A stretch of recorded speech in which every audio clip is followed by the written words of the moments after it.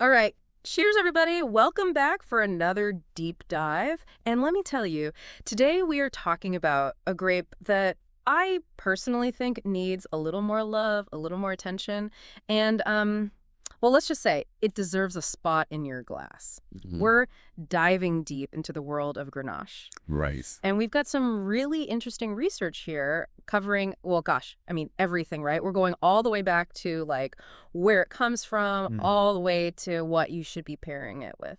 It's a fascinating journey, that's for sure. It really is. So are you ready to like fully explore this grape? Because Mm. I think by the end of this, you're going to want to like go out and buy a bottle or five. I think that's a great goal. Let's uncork some knowledge. Perfect. Okay. So first things first, where does Grenache even come from? Because like our sources, they kind of go back and forth, right? Is it Spain? Is it France? What's the deal? Yeah, it's always fun to dig into those little wine world mysteries. Right. And the origin of Grenache is definitely one of them. You've got this playful rivalry going on between Spain and France, each claiming to be the birthplace of this noble grape. A little competition never hurt anyone. Exactly. But if we look at the most recent research, it seems like Spain might have the upper hand. Oh, really? Yeah, the Aragon region in Spain, where it's called Garnacha, that's looking like the most likely origin point. Garnacha, I kind of like that. It's got a nice ring to it. It does, doesn't it? But I guess the bigger picture is no matter where it first popped up, we can all agree that Grenache has this like undeniable connection to the Mediterranean, right? That sunshine, that vibrancy, it's all there in the glass. Absolutely. That Mediterranean soul is definitely part of Grenache's charm. But here's the thing. It's not just confined to those sunny Spanish hillsides anymore. Oh, no. So it's traveled a bit. Traveled. It's practically a citizen of the world. We're Yeah. talking Australia, the U.S., you name it. Even places like Brazil are starting to experiment with Grenache. And that's what I find so fascinating about this grape. It's incredibly adaptable. Hold on, adaptable. So you're saying a Grenache from, say, Australia is going to taste different from one from Spain. How is that even possible? It's the same grape. Ah, that's where the magic of terroir comes in. Terroir, everyone's always throwing that word around. What does it actually mean? Okay, so imagine you have a group of musicians, all incredibly talented, right? Yeah. And they're all playing the same instrument, let's say a violin. They can all technically play the same notes, Yeah. but it's their unique style, their interpretation, the emotion they pour into it. That's what makes their music distinct. Mm. And that, my friend, is kind of like terroir. It's the soil, the climate, the altitude. All these factors come together to influence how the grape grows and ultimately how the wine tastes. Okay, that makes sense. So even though it's the same grape, a Grenache from a sunny hillside in Spain is going to have a different song than one from, say, a cooler climate. Exactly. Different expressions, different personalities. That's what makes exploring Grenache so exciting. I'm already intrigued. But okay, let's talk taste. Because when people think red wine, a lot of times they think, oh, heavy, you gotta have a steak with that. Does Grenache fit that mold? That's the beauty of this grape. It really throws those preconceived notions out the window. Yes, you can find bold, powerful Grenache wines, definitely. But you can also find light, refreshing rosés, perfect for a summer afternoon.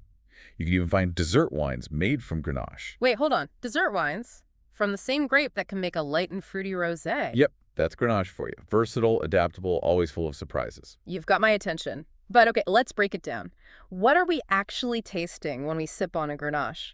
Our sources mention strawberries, raspberries, even some spice notes. It's not just your average red fruit situation, is it? Not at all. Think ripe raspberries still warm from the sun, a whisper of black pepper, maybe a hint of licorice if it's been aged in oak. Okay, yeah, I'm getting the picture. This is a sensory experience. But for the more, let's say, analytical wine drinkers out there, what's actually happening in the glass? So beyond those delicious aromas and flavors, Grenache has this really interesting balance of components. We're talking tannins. Those are what give you that dry sensation in your mouth. But Grenache tends to have smoother tannins than, say, a Cabernet Sauvignon. Then you've got the acidity, which keeps the wine fresh and lively, and of course all those amazing aromatic compounds that make it so pleasurable to smell and sip. So it's like this whole symphony of flavors and sensations happening all at once. Exactly. And the beauty is there's a Grenache out there for everyone. That's what I like to hear. But hold on, we've got to talk more about these different styles. Because you mentioned you can find Grenache wines that are ready to drink now, and then others that are meant to be aged. What's the difference? That's a great question. It really comes down to the winemaker and what they're going for. Some Grenache grapes, they're just bursting with these juicy fruit flavors right off the bat, so they're perfect for like immediate enjoyment. But then you have other Grenache wines, and these are the ones that are, really structured. They've got those firm tannins, and they're built to last. They need a few years, maybe even a decade or two in the bottle to really hit their stride. So it's almost like some Grenache wines are ready to party now, and then others are like, no, no, no, we're going to age gracefully, and then we'll really show you what we're made of. That's a great way to put it. It's all about potential unlocking what's hidden within those grapes. Mm. And speaking of unlocking potential, I think it's time we circle back to terroir, because where these grapes are grown, it makes a world of difference. Okay, yeah, terroir time. We talked about those sunny Mediterranean vibes, but let's get specific. Our research mentions some key regions where Grenache really shines. Where are we headed first? Well, we've got to start in Spain, right? And when it comes to Grenache in Spain, Rioja is a must mention. Rioja. Now, that's a name I know. But isn't Rioja known for Tempranillo? Where does Grenache fit in? You're right. Tempranillo is like the star of the show in Rioja. But Grenache often plays a crucial supporting role. Ah, so it's like the secret ingredient that adds that extra something special. Exactly. It brings these beautiful layers of juicy red fruit, a velvety texture. It just rounds out those classic Rioja blends beautifully. Okay, I'm sold.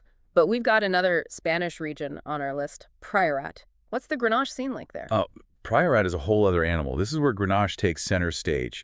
And it's not messing around. We're talking intense, mineral-driven wines.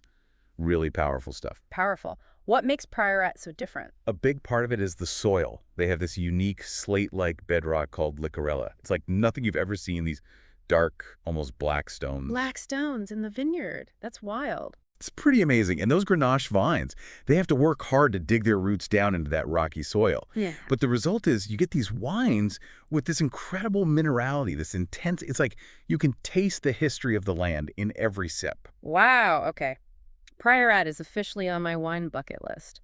But we can't forget about France. Grenache is big there too, right? Oh, absolutely. And when it comes to French Grenache, the Rhone Valley is where it's at, specifically Châteauneuf-du-Pape. That's like the holy grail for Grenache lovers. Châteauneuf-du-Pape. I mean, the name alone just screams fancy wine. And it lives up to the hype.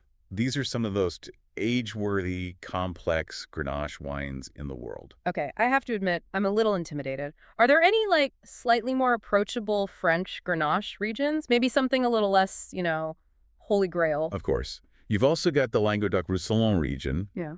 Think of it as the Rhone's more laid-back cousin. Okay, I like the sound of that. You'll still find serious wines there, but there's also a focus on approachable, everyday drinking. And they make some killer Grenache-based rosés, by the way. See, now that's my speed. But hold on, we can't forget about our globe-trotting Grenache. You mentioned Brazil earlier. What's happening in those vineyards? That's right. It's still early days, but there are some really exciting things happening with Grenache in Brazil. They're really pushing the boundaries, experimenting with different terroirs and winemaking techniques. So it's like a whole new frontier for Grenache. I'm into it. But okay, let's switch gears a bit. We've talked a lot about the where and the how of Grenache, but let's talk about the why. Why should people be seeking out this grape? What makes it so special? Well, for starters, Grenache is incredibly food-friendly. It's not just a wine you sip on its own, although it's definitely delicious that way too. Our research definitely emphasized the whole food pairing aspect. Apparently, Grenache is ready to party at the dinner table, 100%. And I think people might be surprised by how versatile it is. Of course, it goes great with red meat, but Grenache can also handle things like grilled pork, lamb, even barbecue. Yeah. It's got this beautiful ability to balance richness without overpowering those more delicate flavors. And what about cheese? Because I feel like Grenache and cheese could be a match made in heaven. Oh, absolutely. And not just any cheese. We're talking bold, pungent cheeses. Blue cheese, aged cheddar, even a sharp manchego. Grenache can stand up to those big flavors. So we're talking about a wine that can be like your new go-to for a Tuesday night, but it can also hang at a fancy dinner party. Exactly. And I think that's what makes it so appealing to a lot of people. It's not pretentious. It's just delicious, approachable, and incredibly food-friendly. It's like the friend who can hang with anyone. But speaking of trends, we have to talk about the rise of organic and biodynamic wines. Is Grenache on board with this more natural approach? It's interesting you bring that up because Grenache is actually very well suited to those methods. Remember how we talked about it thriving in those harsher, drier climates? Yeah, it's like it was made for those sun-drenched hillsides. Exactly. And that natural hardiness means it doesn't need as much intervention in the vineyard. It's naturally more resistant to pests and diseases, so it's a good candidate for organic and biodynamic farming. So it's like Grenache was ahead of the curve, embracing a more sustainable approach before it was cool. You could say that. And that's definitely a good thing, especially when we think about the future of winemaking and the challenges of a changing climate. Yeah, climate change is the elephant in the vineyard, isn't it? But if Grenache loves the heat, maybe it has a bit of an advantage. That's a really good point. Its ability to handle drought conditions, its affinity for those warmer regions, those are valuable traits in a world that's getting hotter and drier. So it's more than just making great wine. It's about making sure we can continue to enjoy these wines for generations to come. Exactly. And it's encouraging to see so many winemakers who are really thinking about these things. They're experimenting with different clones. They're exploring new vineyard sites at higher elevations. They're constantly innovating and adapting to the challenges of a changing climate. It's like this amazing dance between tradition and innovation, respecting the grape's history, but also looking ahead to the future. And that's what makes the world of wine so endlessly fascinating. It's always evolving, always full of surprises, just like Grenache itself. I couldn't agree more. So as we raise a glass to Grenache, to its ancient origins, its incredible versatility, and its bright future, what's the one thing you want our listeners to take away from this deep dive? And the next time you're browsing the wine aisle or scanning a wine list, don't underestimate the power and the pleasure of Grenache. This grape, with its journey from ancient Spanish soils to modern glasses, is an experience worth savoring. Cheers to that. And cheers to all of you for joining us on this deep dive into the world of Grenache. Until next time, happy exploring. It really does feel like with Grenache, we're talking about a grape that's, kind of built for the future in a way. And that's a really heartening thought, isn't it? Especially when we consider the challenges that many wine regions are facing. For sure. But it sounds like Grenache is up for the challenge, right? Absolutely. And, it's not just about its natural resilience, although that's definitely a huge plus. Our research highlighted how winemakers are getting really creative with Grenache, even in the face of these challenges. Oh, really? Like what kind of creative solutions are we talking about? Well, they're experimenting with different clones, for one. Some clones of Grenache are better suited to hotter, drier conditions than others, so they're really focusing on those. So it's like finding the right Grenache for the job, even if the job description has changed a bit. Exactly. And they're also exploring new vineyard sites, higher elevations, cooler microclimates, places where Grenache might not have been traditionally planted, but could thrive in a warmer world. It's almost like they're redrawing the map of where Grenache can grow. That's Uh-huh. pretty exciting. It really is. And it speaks to that incredible spirit of innovation that we see in the wine world.